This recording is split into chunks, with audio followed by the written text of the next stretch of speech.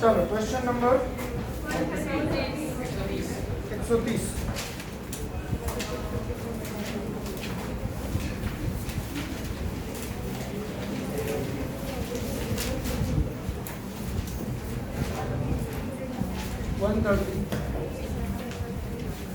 100 kilogram અને 200 કિલોગ્રામના બિંદુવત પદાર્થોના સ્થાન સદિશો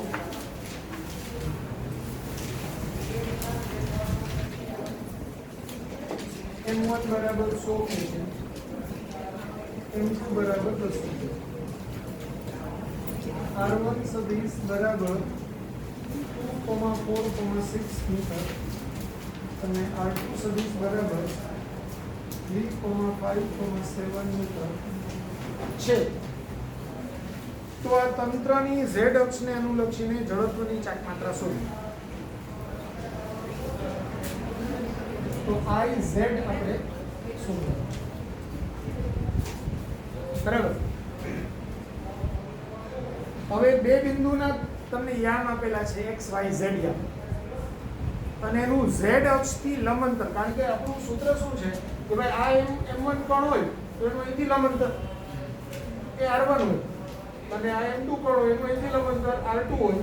તો m1 r1 સ્ક્વેર વત્તા m2 r2 સ્ક્વેર એ આપણી જડત્વની ચાકમાત્રા થાય. તો મારે આપેલા બિંદુથી z અક્ષ સુધીનું લંબ અંતર શોધવાનું થાય. બરાબર. તો 3 ડાયમેન્શનમાં ધારી ખરેખર આવું કે ભાઈ આ x આ y અને આમ z હોય. બરાબર. હું એમ કહું કે આ z અક્ષ. હવે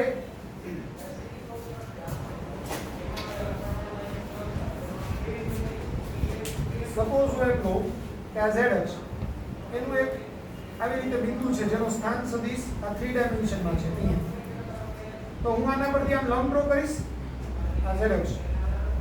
આના પરથી હું લંબ ડ્રો કરીશ, એ લંબ ડ્રો આમ થશે ને અહીંયા અહીંથી આમ. બરાબર. તો એ જે લંબ ડ્રો થશે ને એની લંબાઈ કેટલી હશે? આ લંબની લંબાઈ કેટલી હશે? તો હું અહીંથી આમ લંબ ડ્રો કરું, અહીંથી આમ લંબ ડ્રો કરું તો આ એક લંબચોરસ બને. તો આની જેટલી લંબાઈ એટલી જ લંબાઈ આની હોય. અહીંથી હું આમ લંબ ડ્રો કરું ને તો એ લંબ ડ્રો ધારો કે અહીંયા આવે છે. તો આ લંબાઈ અને પેલાની આમ ક્રોસમાંથી અહીંથી આમ લંબાઈ ડ્રો કરું તો એ બે લંબાઈ સરખી હોય અહીંથી આમ. બરાબર. હવે આનો x આમ આ x છે, આ y આમ y છે અને z આમ z છે, એટલે અહીંથી આ અંતર z હોય. ખ્યાલ આવ્યો? તો આ અંતર z હોય તો z આ બિંદુથી z અક્ષ સુધીનું એટલે કે અહીંથી અહીંયા સુધીનું લંબ અંતર આ શોધવાનું છે. એનું આપણે છે એ સેમ છે લંબાઈ. તો અહીંથી અહીંયા સુધીનું અંતર એ આ x² + y², કારણ કે આ y હોય તો આ √x² + y² થાય કે નહીં. તો બિંદુ x, y, z ને z અક્ષથી લંબ અંતર rz બરાબર √x² + y². એવી જ રીતે આ બિંદુનું x અક્ષથી લંબ અંતર કેટલું થાય? y² + z². y અક્ષથી લંબ અંતર કેટલું થાય? x² + z². જે અક્ષ ઉપરનું લંબ અંતર લેવાનું હોય એનો એ યામનો લેવાની, બાકીના બે યામનો વર્ગ કરવો પડે. ખ્યાલ આવ્યો? તો rz નું આ વ્યાપક સૂત્ર છે. હવે એના પરથી rz1 એટલે √ આ 2 અને 4 તો x આમ 2 y આમ 4 એનો સ્ક્વેર એટલે √4 + 16 એટલે √20 અને rz2 એટલે √3² + 5² √9 + 25 એટલે √34. હવે z અક્ષ ને અનુલક્ષીને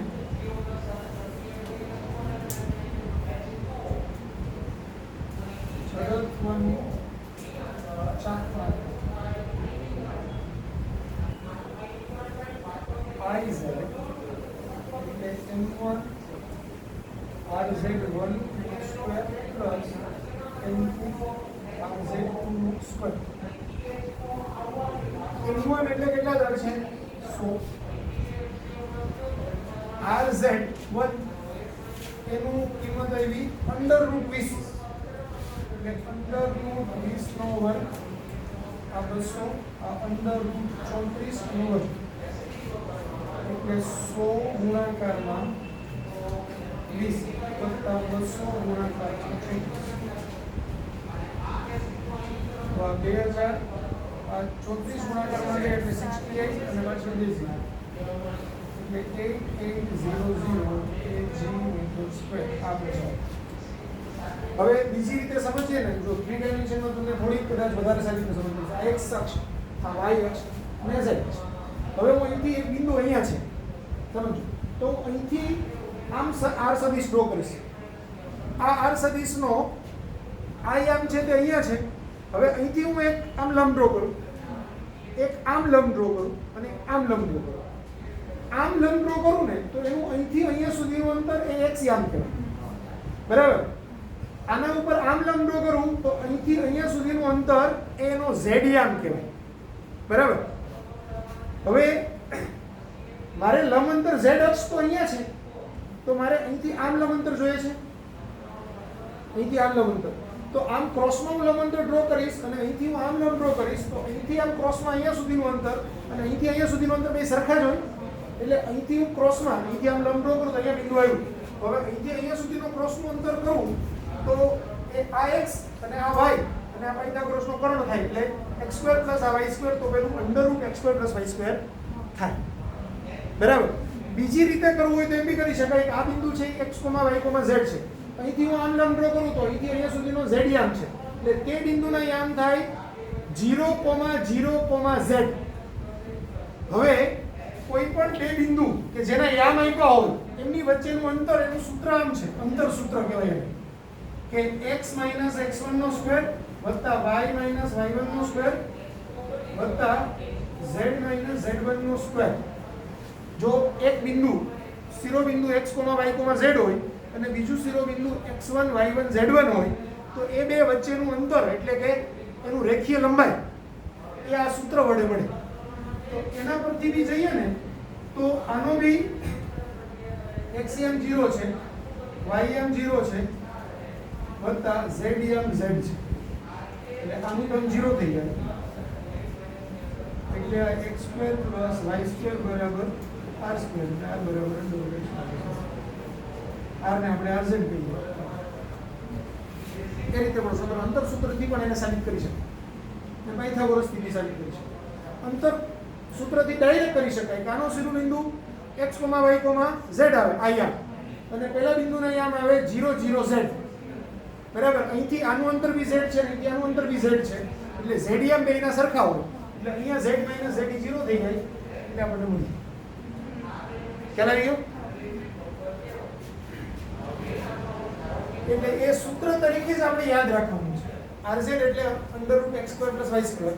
એવી જ રીતે rx હોય તો y² + z², ry હોય તો √x² + z². અહીંયા જે હોય એના સિવાયના બે લખવાના, બરાબર. તો કયું આવ્યું આન્સર? ડી.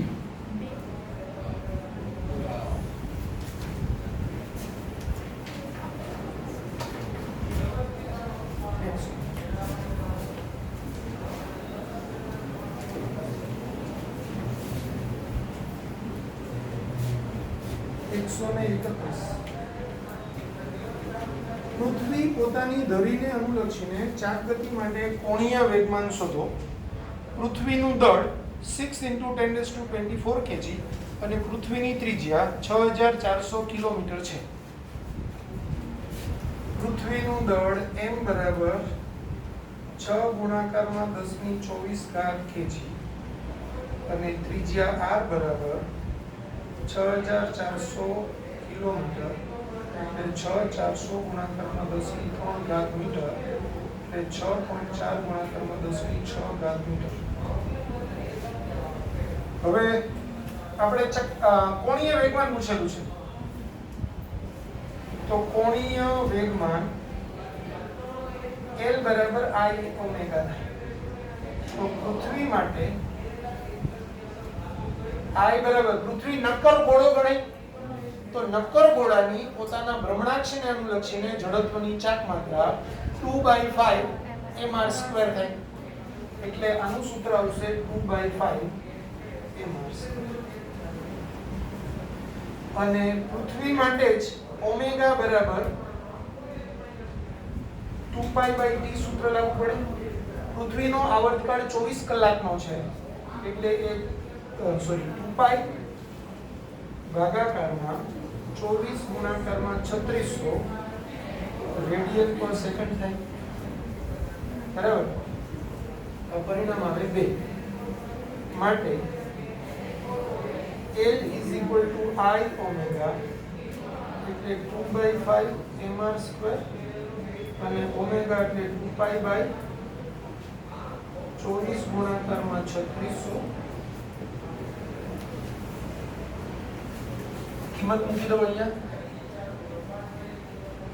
તો 2/5 m એટલે 6 ગુણાકારમાં 10⁻²4 ઘાત, r એટલે 6.4 ગુણાકારમાં 10⁻6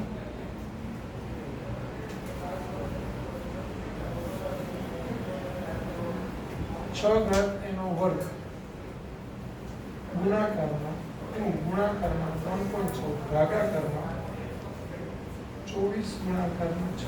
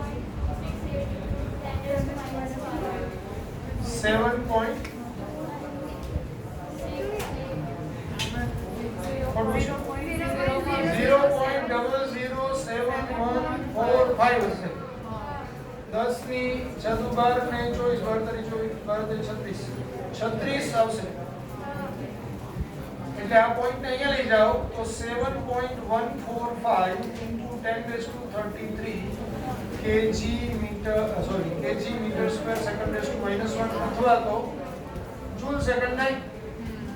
કોણીય વેગમાનનો બે એકમ હોય, kg મીટર સ્ક્વેર પર સેકન્ડ અથવા તો જૂલ સેકન્ડ. આ 5 ને આપણે રાઉન્ડ ઓફ કરી નાખીએ તો અહીંયા 4 નું 5 થઈ જાય. 7.15 into 10⁻23 જૂલ સેકન્ડ 33. તો આપણો આન્સર આવશે સી.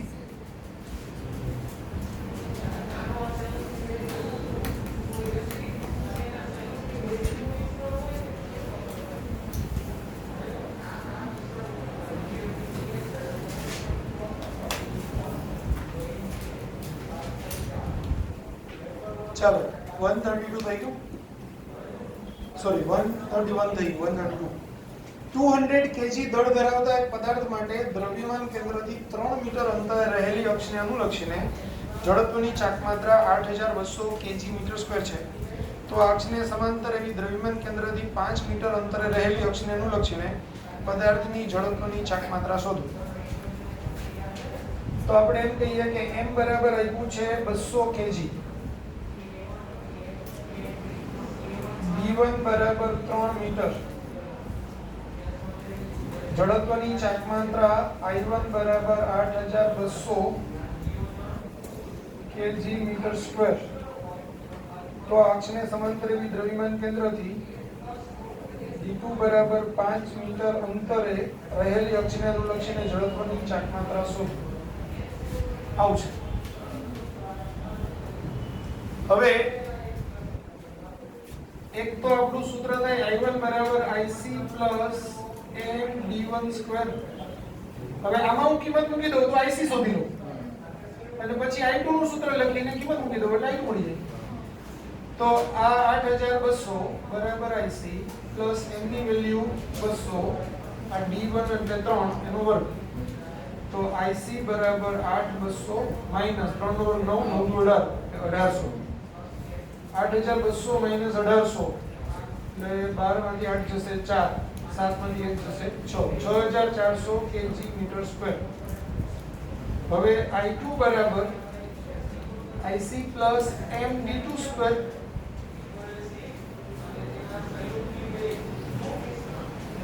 તો 6400 વત્તા m ની વેલ્યુ 200 અને આ 5 નો વર્ગ d2 એટલે 5 છે તો 6400 વત્તા 5 નો વર્ગ 25 25 ગુણાકારમાં 2 એટલે 50 50 પાછો 2 0 એટલે 5000 તો 6400 વત્તા 5000 છે ને પાછો 11400 kg મીટર સ્ક્વેર. ક્લિયર થઈ ગયું બધાને? એક મેથડ તો આવી થાય, બીજી તમારે કરવી હોય તો આમ કરી શકો કે આને સમીકરણ 1 લખો પછી વચ્ચે ગણતરી કરો ને સીધું સમીકરણ 2 લખી નાખો પછી 2 માંથી 1 બાદ કરતા એટલે I2 I1 આ IC કેન્સલ થઈ જશે m d2 square minus m d1 square એમાંથી m કોમન કાઢી લ્યો તો સીધું જ I2 I1 બરાબર m બ્રેકેટમાં d2 square minus d1 square એમાં બધી કિંમત મૂકી દો I2 મળી ગયું. ખ્યાલ આવ્યો? એ રીતે પણ કરી શકો.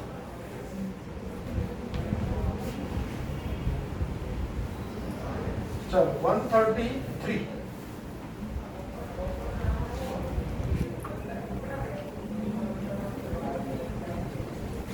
m જેટલા સમાન દળ ધરાવતા 4 બિંદુવત કોણ એ બાજુ ધરાવતા એક ચોરસના 4 ખૂણા પર મૂકેલા છે. તો આ ચોરસના કેન્દ્રમાંથી પસાર થતી અને તેના સમતલને લંબ આવેલ અક્ષને અનુલક્ષીને આ તંત્રની જડત્વની ચાક માત્રા શોધો. એટલે અહીંયા તમને એક ચોરસ આપ્યો છે તો નાનો ડ્રો કરું. અહીંયા બધે mm દળ આપેલું છે, બિંદુવત કોણ છે.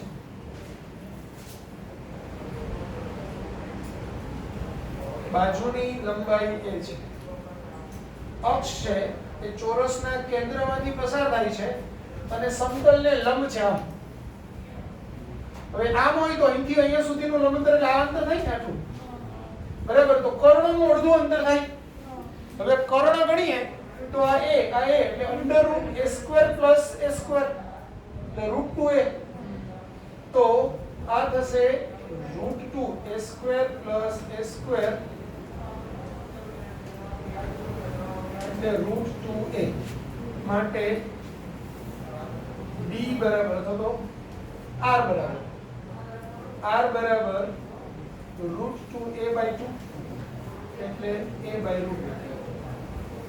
તો આ a બાય રૂટ 2 આ a બાય રૂટ 2 આ b a બાય રૂટ 2 આ b a બાય રૂટ 2. તો હવે I બરાબર mr square plus mr square plus mr square plus mr square એટલે 4mr સ્ક્વેર એટલે 4 m ની વેલ્યુ તો એમ જ રાખેલી છે, a ની વેલ્યુ a બાય રૂટ 2 નો સ્ક્વેર એટલે 4ma સ્ક્વેર બાય 2 એટલે 2ma સ્ક્વેર. આ આપણો આન્સર આવશે B.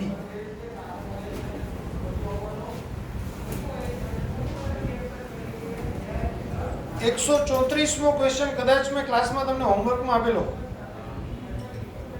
તો કરાવ્યો છે? નથી કરાવ્યો? તો કરાવી દો. ચાલો પહેલા હવે જગ્યા નથી, પહેલા આટલું લખી કાઢો.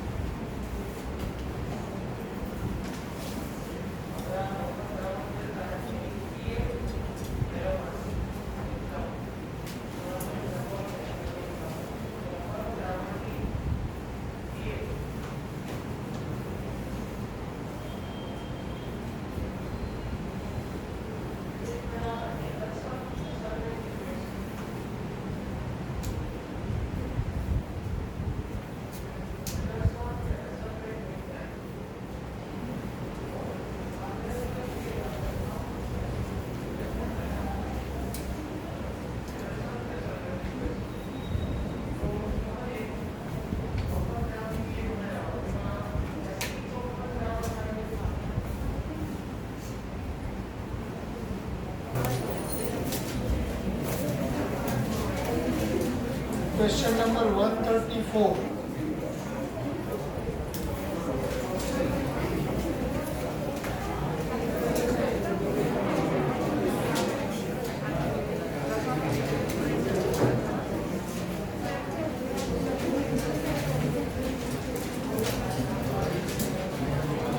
M3 તથા R ત્રિજ્યાના 4 નક્કર ગોળાઓ એક ચોરસના 4 ખૂણા પર મૂકેલા છે. ચોરસની બાજુનું માપ A હોય, આ A બાજુ છે, અને 4 નું દળ એ ત્રિજ્યા.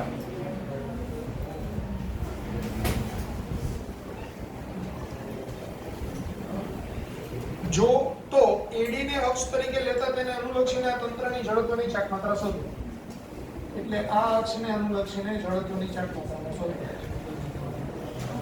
બરાબર? આ A, B, C અને D.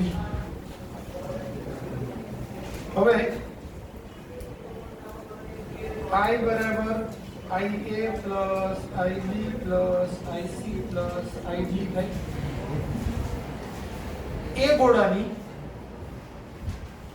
એના વ્યાસમાંથી પસાર થતી અક્ષને અનુલક્ષીને જડત્વની ચાક માત્રા કેટલી થાય? 2/5 m² પ્લસ. હવે B ગોળા માટે ગોળો અહીંયા છે ને અક્ષ અહીંયા છે. આ અક્ષને અનુલક્ષીને જડત્વની ચાક માત્રા જોઈએ છે તો મને કયું સૂત્ર વાપરવું પડે? IC + MD². સિમ્પલ. બરાબર? IC એટલે 2/5 m² પ્લસ ma² થશે ને, એ છે વત્તા આના માટે પણ સેમ એવું થશે, 2/5 m² પ્લસ ma² પ્લસ પાછું આ તો પોતાની અક્ષમાંથી પાસ થઈ છે એટલે 2/5 m².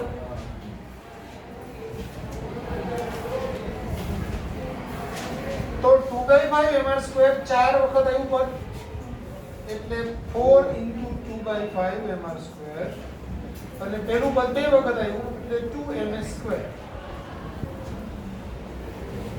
હવે ઓપ્શનમાં 2 કોમન કાઢેલો છે, બસ બીજું બધું એમ જ છે. તો અમે 2 કોમન કાઢી લીધું, 4/5 m² વત્તા ma².